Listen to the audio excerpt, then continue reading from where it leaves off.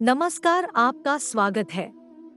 दोस्तों, भगवान श्री कृष्ण वास्तु शास्त्र का विशिष्ट ज्ञान रखते थे। उन्होंने समय समय पर धर्मराज युधिष्ठिर को वास्तुशास्त्र का ज्ञान दिया। यह ज्ञान समस्त मानव जाति के लिए अत्यंत महत्वपूर्ण और कल्याणकारी है। श्री कृष्ण ने 5 ऐसे पेड़ पौधों के बारे में बताया है जिनका भवन की सीमा में होना दुख एवं दरिद्रता लेकर आता है। ये वृक्ष घर के सामने होने से उस घर में निवास करने वाले लोगों की कभी उन्नति नहीं होती है। उन्हें हमेशा पराजय और निराशा का ही सामना करना पड़ता है। दोस्तों, वास्तुशास्त्र के अनुसार वृक्ष तथा पौधे हमारे भवन की सुंदरता को बढ़ाते अवश्य हैं, साथ ही यह वातावरण को शुद्ध रखते हैं। वृक्षों से सकारात्मक ऊर्जा का संचार होता है, जो हमारे जीवन के लिए अत्यंत आवश्यक होती है। वृक्ष नकारात्मकता को कम करके वातावरण को अधिक सकारात्मक बनाने का कार्य करते हैं। घर के सामने शुभ पेड़ पौधे लगाने से घर में बरकत आती है। साथ ही ये पेड़ पौधे कई प्रकार के वास्तु दोषों को नष्ट करते हैं। घर के आंगन में खड़े वृक्ष देवताओं के समान हमारे घर की रक्षा करते हैं। इसीलिए हमारे पुराणों और शास्त्रों में भवन की सीमा में कुछ शुभ वृक्षों का रोपण करने की सलाह दी गई है। आज हम जानेंगे हमारे घर की सीमा में कौन से वृक्ष तथा पौधे होने चाहिए और कौन से वृक्ष नहीं होने चाहिए। जैसे कुछ वृक्षों को शास्त्रों में शुभ बताया गया है, उसी प्रकार से वास्तुशास्त्र में अशुभ वृक्षों तथा पौधों का वर्णन मिलता है। इन वृक्षों का घर की सीमा में होना अशुभ और अमंगलकारी होता है। ये वृक्ष घर के सामने होने से दुख तथा दरिद्रता का ही सामना करना पड़ता है। इन वृक्षों के सानिध्य में रहने पर धन का नाश होता है, शत्रुओं में वृद्धि होती है, मनुष्य अपना मान सम्मान तक खो देता है। इसीलिए यदि आपने भी जाने अनजाने में अपने घर के आंगन में अथवा घर के अंदर ऐसे वृक्ष तथा पौधे लगाए हैं, तो बिना देरी किए उन्हें तुरंत हटा देना चाहिए। सबसे पहली बात है, घर के मुख्य द्वार को हमेशा ही लताओं से, फूलों और पौधे से सजाकर रखना चाहिए। मुख्य द्वार जितना सुंदर और सुशोभित होगा, उस घर में उतनी ही अधिक सुख शांति बनी रहेगी। किंतु ध्यान रहे, मुख्य द्वार पर किसी भी वृक्ष की छाया नहीं पड़नी चाहिए। इससे छाया वेद निर्माण होता है और परिवार में समस्याएं उत्पन्न होने लगती है। दूसरी बात है, भवन के आग्नेय कोण में और नैऋत्य कोण में किसी भी प्रकार के वृक्षों को लगाना शुभ माना नहीं जाता। ये वृक्ष जल्दी ही सूख जाते हैं और अशुभ परिणाम प्राप्त होते हैं। तीसरी बात है, घर की उत्तर दिशा में पाम और कनक चंपा का पौधा लगाया जाता है तो धन में वृद्धि होती है। चौथी बात है, यदि घर का मुखिया व्यापार करता है तो उसे घर की सीमा में नीम और बेल के वृक्ष का रोपण करके उनका पालन पोषण करना चाहिए। इससे उनके व्यापार में अधिक लाभ प्राप्त होता है। पांचवी बात है, भवन के परिसर में कहीं भी ऊपर की तरफ जाने वाली लता बहुत ही शुभ परिणाम देती है। किंतु अगर लता ऊपर से नीचे की तरफ आती है तो अधोगति होती है और दुख भोगने पड़ते हैं। यदि इस स्थान पर कोई मनी प्लांट लगा हुआ हो तो और भी अधिक शुभ फल मिलते हैं।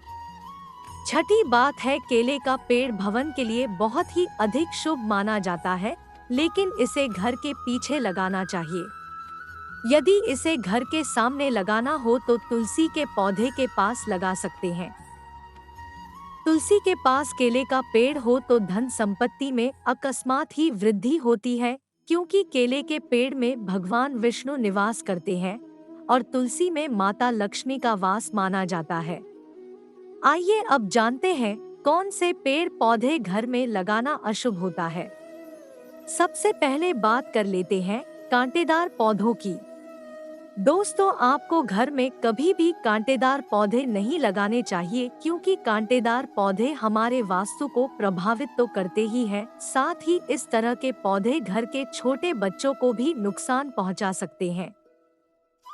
इसलिए घर में कांटेदार पौधे लगाने से हमेशा बचे रहें क्योंकि इनके कांटे नकारात्मक ऊर्जा उत्पन्न करते हैं। लेकिन फिर भी गुलाब जैसे कांटेदार पौधे लगाए जा सकते हैं, परंतु गुलाब के पौधे को घर की छत पर ही रखें तो बेहतर रहेगा। इसी के साथ अगर धार्मिक दृष्टि से भी देखा जाए तो भी कांटेदार पौधों को घर में लगाने से परिवार में लड़ाई झगड़े बढ़ जाते हैं, और इतना ही नहीं, इससे घर का वातावरण भी खराब होने लगता है। दोस्तों, दूसरे तरह के पौधे हैं दूध वाले पौधे।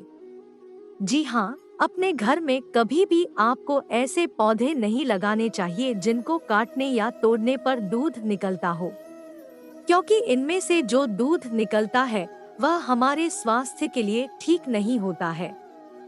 अगर गलती से कोई बच्चा या बड़ा इन पौधों के दूध का सेवन कर ले तो यह हमारे शरीर के अंदर विष पैदा कर सकता है। इसलिए इस दुष्प्रभाव से बचने के लिए हमें ऐसे पौधों से दूर रहना चाहिए। वैसे धार्मिक दृष्टि से भी देखा जाए तो भी इन पौधों को घर में लगाने से घर की सुख शांति चली जाती है और घर में नकारात्मक शक्तियां प्रवेश कर जाती है। दोस्तों, इसी क्रम में तीसरे नंबर पर आते हैं मुरझाए हुए पौधे। दोस्तों, आपने देखा होगा कई बार हमारे घर के गमलों में लगे हुए पौधे सूख या मुरझा जाते हैं, तो ऐसी स्थिति में हमें इन पौधों को घर से बाहर निकाल देना चाहिए, नहीं तो जब भी आप घर में मुरझाए हुए पौधों को देखेंगे तो आपके स्वभाव में भी परिवर्तन आ जाएगा। इसलिए घर में कभी भी सूखे हुए पौधे ना रखें, उन्हें तुरंत बाहर निकाल दें। खासकर सूखा हुआ तुलसी का पौधा घर में कभी नहीं रखना चाहिए। तुलसी का पौधा हमेशा हरा भरा रहना चाहिए। सूखा हुआ तुलसी का पौधा दुर्भाग्य लेकर आता है। शास्त्रों में कहा गया है, जिस घर में तुलसी का पौधा सूख जाता है उस घर से लक्ष्मी चली जाती है। चौथा पौधा है बोनसाई का पौधा। दोस्तों, शायद आप बोनसाई पौधों का मतलब नहीं जानते होंगे, तो हम आपको बता दें कि यह वे पौधे होते हैं जो किसी भी बड़े पेड़ का छोटा रूप होते हैं। इनकी बढ़वार को किसी वैज्ञानिक तरीके से रोक दिया जाता है। इसलिए माना जाता है कि इस तरह के पौधे हमारे चारों तरफ की सकारात्मकता को भी रोक देते हैं। इसलिए बोनसाई पौधों को ना ही घर में तैयार करना चाहिए और ना ही बाहर से लाकर लगाना चाहिए, क्योंकि वास्तुशास्त्र के अनुसार यह पौधे घर में रहने वाले हर सदस्य का आर्थिक विकास रोक देते हैं। दोस्तों, अब बात कर लेते हैं बबूल के बारे में। आपको पता ही होगा, यह एक बड़ा कांटेदार वृक्ष होता है, इसलिए इसका पौधा घर में लगाने का सवाल ही नहीं उठता। फिर भी कोई बोनसाई करके इसको घर में लगाने की सोच रहा है, तो ऐसा बिल्कुल ना करे, क्योंकि यह वास्तु की दृष्टि से ठीक नहीं रहता।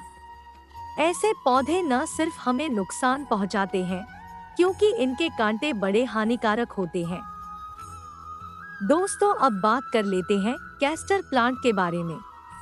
कैस्टर प्लांट देखने में भले ही बेहद अच्छा लगता हो, लेकिन इसे दुनिया का सबसे खतरनाक पौधा माना गया है। इस पौधे के बीज 2 दिनों के अंदर इंसान की जान ले सकते हैं। इसे घर में लगाने की भूल बिल्कुल नहीं करनी चाहिए। अगर आप इसे घर में लगाते हैं तो छोटे बच्चे इसके बीज गलती से निगल सकते हैं। इस पौधे को घर में ही नहीं बल्कि घर के आसपास भी नहीं रखना चाहिए। अगर आसपास ये पौधा हो तो तुरंत इसे उखाड़कर फेंक दें। दोस्तों, अब बात कर लेते हैं बेर के पौधे के बारे में। कहा जाता है कि फलों में गिने जाने वाले बेर को खाने के लिए लोग इसे अपने घर में भी लगा लेते हैं, लेकिन यह गलत है। कहते हैं इसे लगाने से घर में नकारात्मक शक्तियां आ जाती हैं। केवल इतना ही नहीं, धार्मिक दृष्टि से भी अगर देखा जाए तो बेर के पौधे के घर में होने से आर्थिक समस्या बढ़ने के साथ ही धन की हानि भी होने लगती है। इस कारण से इसे घर में नहीं लगाना चाहिए। दोस्तों, अब बात कर लेते हैं घरों में सबसे ज्यादा लगाए जाने वाले पौधे मनी प्लांट के बारे में। दोस्तों, अगर आप अपने घर में तरक्की चाहते हैं तो घर के मुख्य द्वार पर आपको मनी प्लांट लगाना चाहिए। ऐसा करने से आपको नौकरी और व्यापार में तरक्की मिलेगी।